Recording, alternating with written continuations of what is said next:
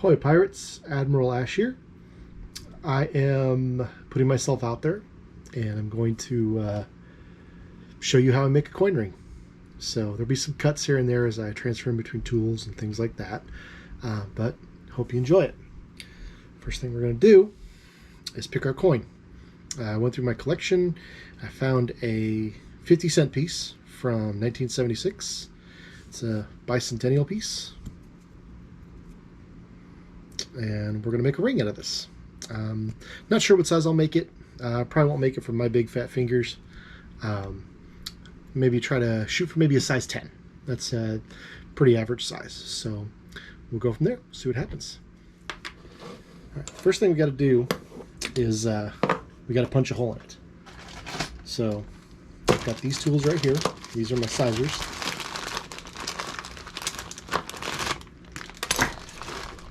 I've got various sizes for all different types of coins.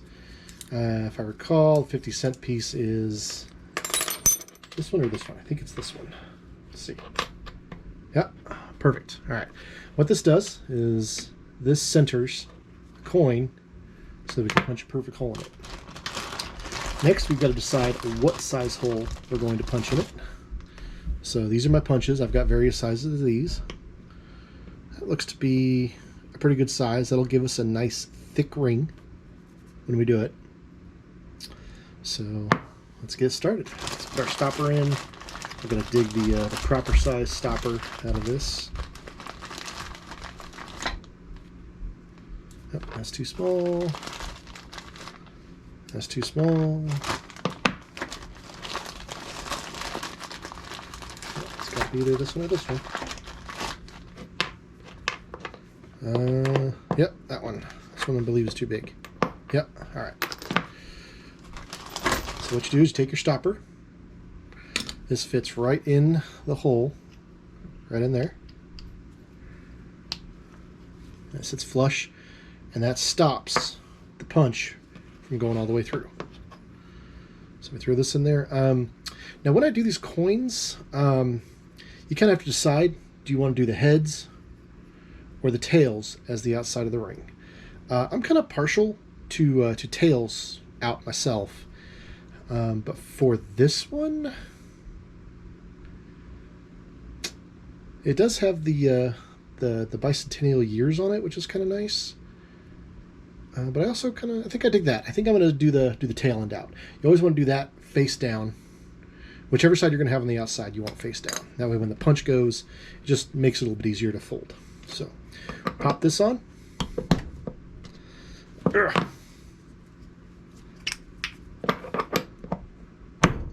we go. All right. Now one of the important things about this is lube.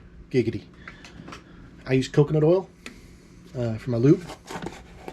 It just keeps your tool sharp. You just want to get a little bit right there on the edge. You really can't use too much or too little. Just a little bit. That's all you need. All right. Now I'm going to put this in my punch, or my press, sorry. Angle this up.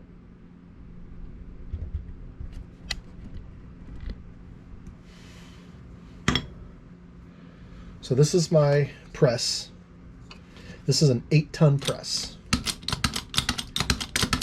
then you just crank it up. Now you're going to hear a loud pop, so I may turn the volume down just a little bit for this clip because these pops can be kind of loud when they go. I want to make sure that that is centered on the press as good as possible.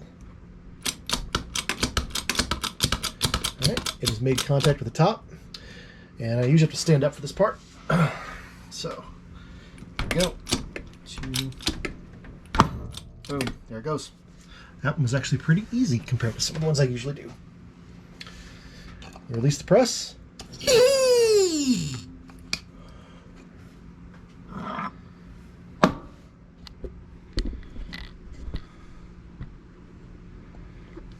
All right. Let's get this back just a little bit. There we go. Okay. So it is punched through.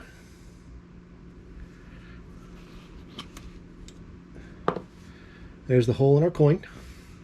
Now this part's kind of tricky. It doesn't always want to come out. So there's our spacer. We'll set that aside for right now because we won't be needing that again. Sometimes you can wiggle this off. Sometimes you can't. Ooh, another thing. That's actually stuck in there. Usually it pops all the way through. Oh, there it goes. It popped right out. Now, these centers are... there's really not much you can do with them afterwards, but I like to keep them. I've been saving them up in this. So I just pop the top off, drop it in there. Who knows, one day I may have a ton of them. The only ones I separate are the silver ones. I put those in a special spot in case someday decide to start recycling silver. So to get this out, I'm gonna pop this in like, yeah. And we're gonna push this through. Now I actually use one of these. It's just one of my folding cones to put that back through. Oh, hold on. Forgot to aim the camera. There we go. Ugh. I just hold this, let's press up.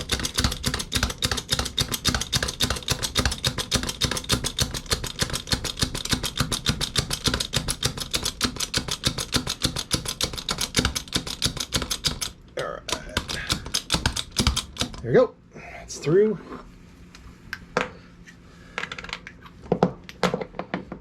Bring this back over. Re-aim down. All right, so there's our punch tool. Again, we're going to set that aside because we're done with that at the moment. This is my center tool. Done with that. And we're done with the stopper. So now we've got our $50 with a beautiful, perfectly centered hole in it. I'm going to wipe the excess coconut oil off of this. Set this cone aside for now because we may end up using this later depending on how much we want to fold the cone. I think for this one we'll probably use a bigger cone. All right, so once you got your hole punched in your coin, if you feel, rub your finger along this, it's got kind of a sharp edge to it from where the punch came through. So we're going to clean that center up a little bit. I have this tool right here. This is used for doing just that. You just put it on the inside and you give it about 6-7 rotations. Oh yeah, that already feels a lot better. Flip it around and do the same thing on this side. 1, 2, 3, 4, 5, 6, 7. Give it a feel. Okay, there's still kind of a sharp edge. This side feels okay. This side still has a little bit of a sharp edge. So I'm going to go around just a couple more times and see if I can get that sharp edge taken care of. And here we go. Okay, that is so much better. See, now I can twist around my pinky and it doesn't feel like it's going to cut the tip of my pinky off. All right, so the next thing we're going to do is we're going to do what's called annealing the coin. This is probably the most important part. What we're going to do is we're going to heat it up to the point where it's almost glowing. It does not take long. And that's going to soften the coin up so that we can fold it into the ring shape. So, blowtorch, and we literally just heat up the coin.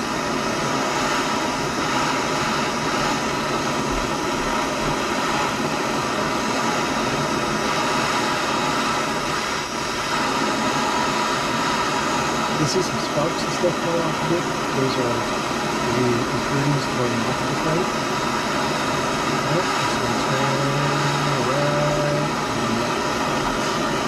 Shut off our blowtorch, and I've got some pickling juice right here. Watch this, this is very satisfying. It's my favorite part. Once you do that, the coin is actually cool to the touch.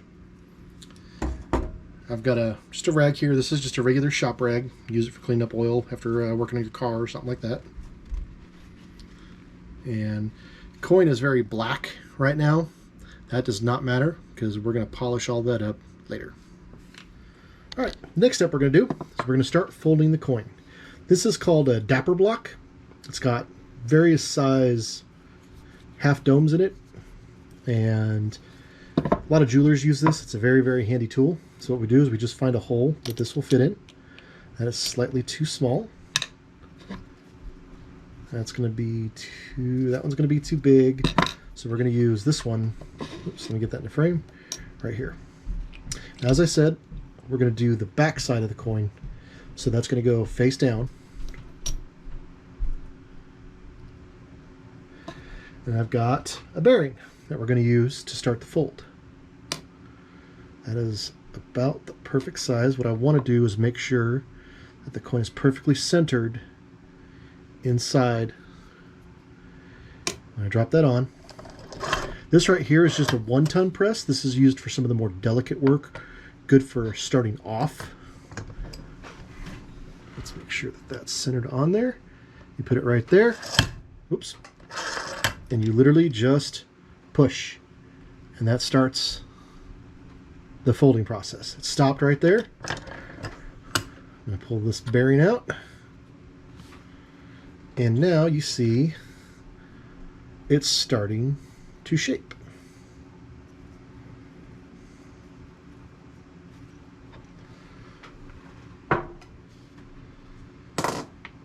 Now the next step we're going to do,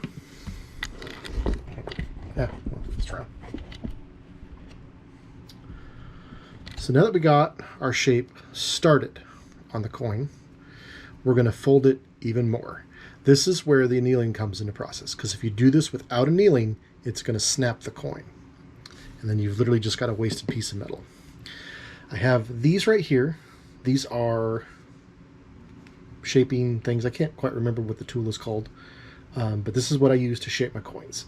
I have, let me bring my camera over here. Ah! I have many of these. 1, 2, 3, 4, 5, 6, 7, and then this one over here, 8. This one is double-sided, so one side is bigger than the other, and you can see it's got the little ridge in there. That's where the coin will come through once it's pressed. I have 2 different types of these, just for the various coins I use. Everything from, I mean, huge 1-ounce silver coins all the way down to literally dimes. Now, I don't really do dimes or pennies into rings, just because they're too small and they tend to snap very easily. The modern day pennies are not made out of copper, and so they have a tendency to snap and completely melt when you go to anneal them. Whereas the old wheat pennies are perfect for it, but it makes a very small ring. It's very difficult to do. It's not impossible, but it's very difficult. It's one of the reasons why I decided to go with the $50 this time around. All right, so here's the setup. I've got my folding cone in there, and I've got the quarter in there, centered as well as I can get it. What we're going to do is we're going to place it on here. I'm going to bring this over here.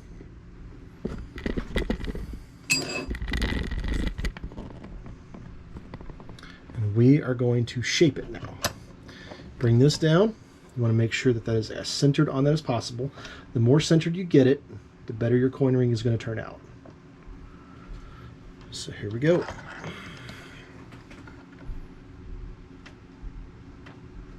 Okay, I can see the ring starting to skew just a little bit. So we're going to take it out. And we're going to see how bad it's skewed.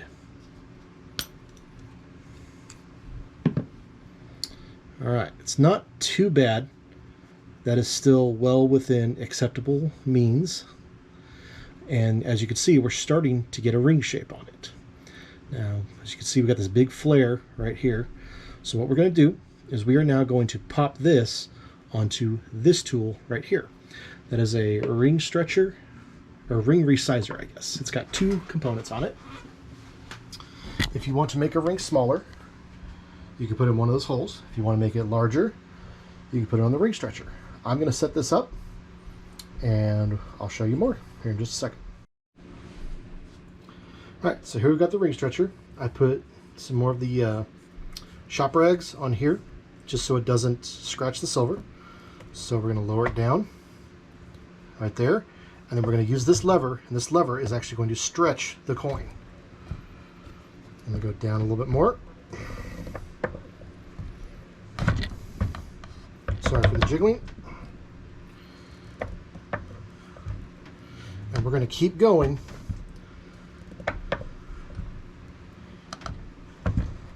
as far as we can. I re-annealed the coin before I put it on here. You don't need to see every time I anneal it, because you do it quite often during the whole process. All right, I think we're going to do one more.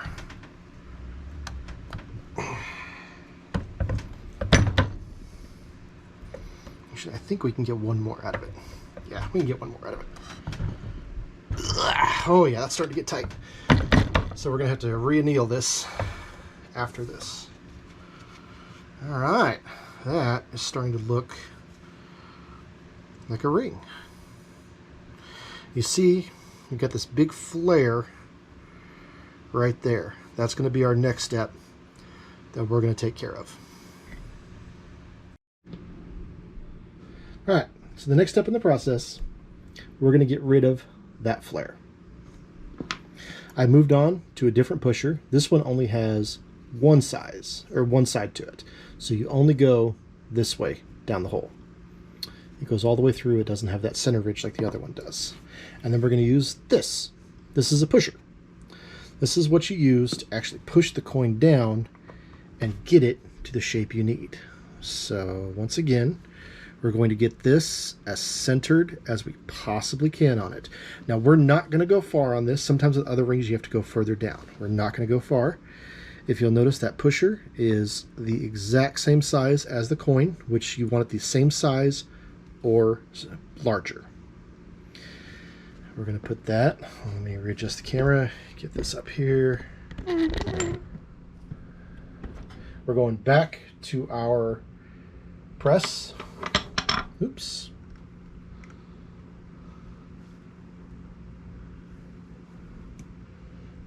I may edit this just to get it, because it was lined up, but when I moved it, it fell off. Like I said, you want to make sure everything is centered as possible on this.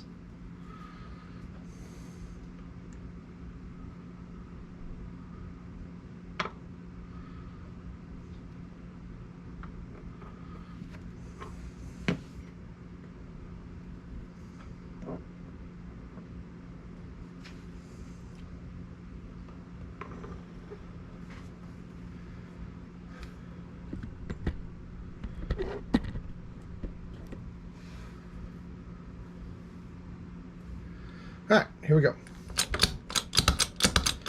We're going to give it a very, very light push. I actually ended up flipping the pusher over to where it was a little bit larger, just to get a little bit more balance. Alright, here we go. Moment of truth. Okay, the pusher shifted just a little bit, but it's still good. We're going to give it a very, very light. Like I said, this is an 8-ton press. You do not want to give it a lot. All right, release. Now let's see how it looks.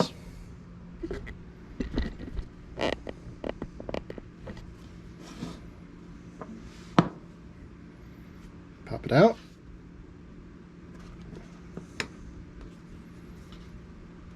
I should have used some coconut oil on that. It's a little tight.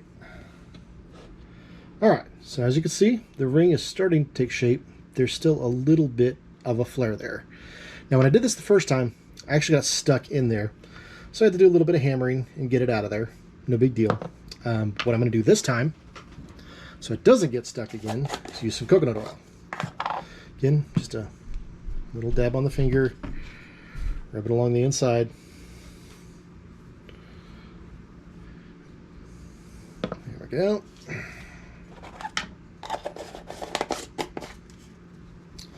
Alright, we're going to put it back in here, and we are going to push it some more. I'm going to see if I can use a different size. Yes, there we go, perfect. This one's a little bit smaller than the other one.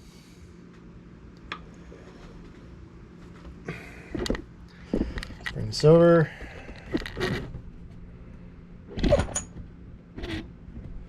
Yep, and that's slightly tilted, so we're going to adjust.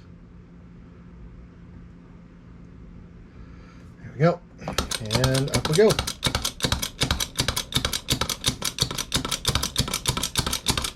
And because of this press, it actually has a tendency to kind of level out once it hits that top because it's a flat surface. There we go. All right, we're gonna give it a good push. Ready? 1, 2, 3. 1, 2, 3. And you only want to go a little bit at a time to make sure you don't damage your ring. All right, see if it'll come out easier this time. Yep, see, it came right out. All right, we still got a flare, but let's see. Yeah, we can almost put it into the ring stretcher or the ring resizer. Now, because this is shrunk down, I don't really want to go much further. So I'm actually going to move down a size. And you see, it fits in that how it's kind of sticking up at the top. So we're going to go down. Actually, now would be a great time to see what size we're at for the ring. I was shooting for a 10. Right now we're at a 13. So we're going to go down just a little bit further. Let's put this here. Let me make sure I got the right size pusher. Yes, that's perfect. I can't really give you a lesson on what size pusher to use and when. It's just kind of one of those things that you learn as you go. So like right now, I'm going to aim, see this pusher has rings on it. I'm going to be aiming for that ring probably between these two rings. So 1, 2, 3. I'll be aiming for about halfway to the third ring. That's going to be about a size 10.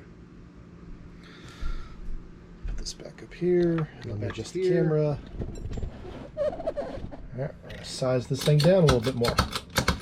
We're moving right along. Bear in mind, I am also moving much slower for this video than I normally do.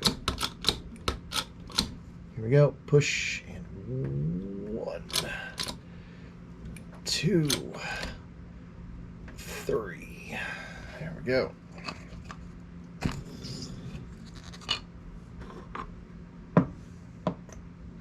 Oh yeah, that's looking beautiful. All right, you see we got that flare on this side gone. This side is starting to flare a little bit. We're going to handle that. And let's go ahead and see what size our ring is on this side real quick. This is my mandrel. We were shooting for a size 10. Oh, and it is a 9.5. So we actually went a little bit too far. That does not matter. I'm going to shrink this side down, and then we're going to stretch this side out to a size 10.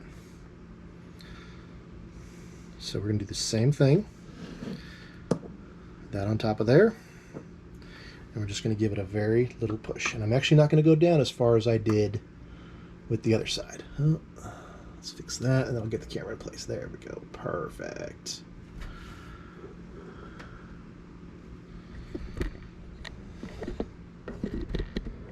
All right, back in place. Here we go. We went 3 last time, so we're going to go about 2.5 this time. Here we go. And 1, 2, 2.5. And let's see where we're at. Oh, we went too far. So I printed this out, 3D printed that. This is a little knob that goes on my press. Sometimes it pops off. Oh, that is looking gorgeous. And we're back. Okay, so I did a little bit of stretching, a little bit of fixing, and now we got ourselves a perfect ring. It's a size 10. Barely fits on the pinky. There we go. It's a little tight, but it works. And what we're going to do now is the part that kind of distinguishes my rings from a lot of the ones that I see online. We're going to put, so if you see, this side has the ridges on it. That was the outside of the coin initially. This is looking a little flat. Doesn't look that great. So what I'm going to do is I'm going to put ridges on this side of the ring. First thing I'm going to do is I'm going to do a little bit of sandpaper, very, very light. I just use a piece of sandpaper. This one is 320 grit. Just give it a little bit, just to kind of smooth the edge up a little bit.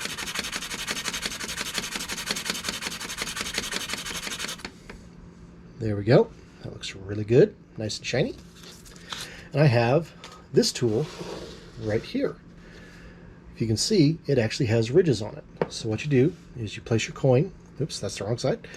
You place your coin on it, you center it as best you can. It doesn't have to be perfect, but the more center you get it, the better it will look. And there we go. That's perfectly centered. We're going to put that on our press. Now, last time I used this press, the knob came off while I was lowering it. So it actually went down a little bit too far. So we're just going to go on. It's going to take a little bit.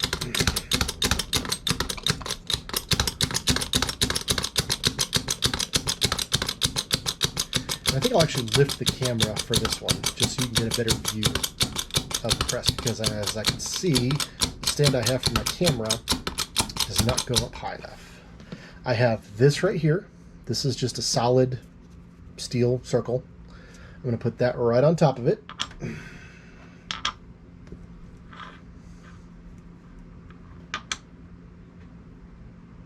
Literally just press right there. And again, I'm going to lift this so you can see.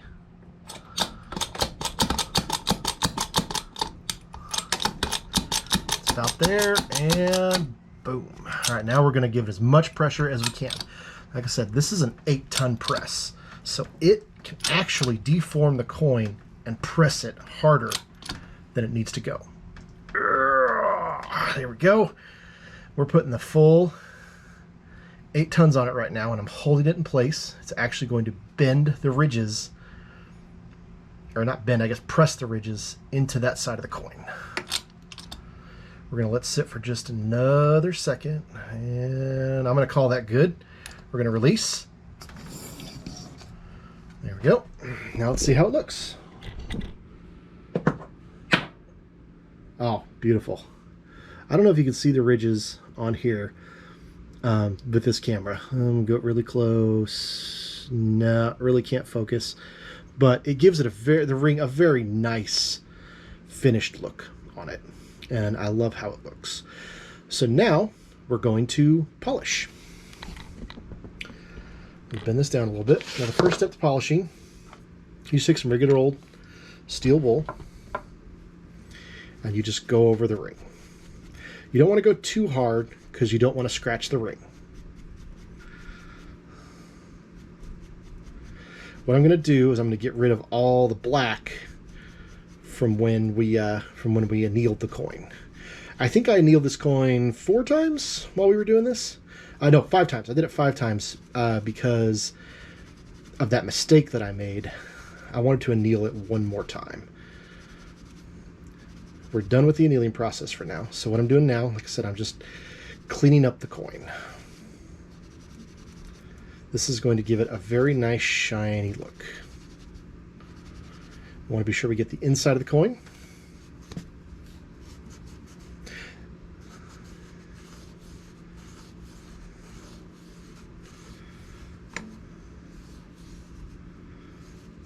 All right, the steel bowl is done. You can already see it's starting to shine up very nicely.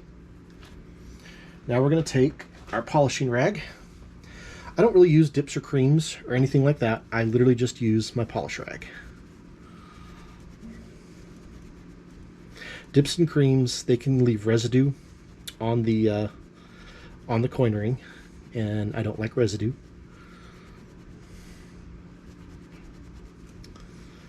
Oh yeah, that's shining up beautifully.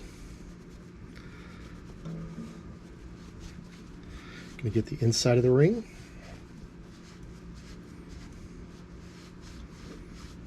I have seen people use tumblers.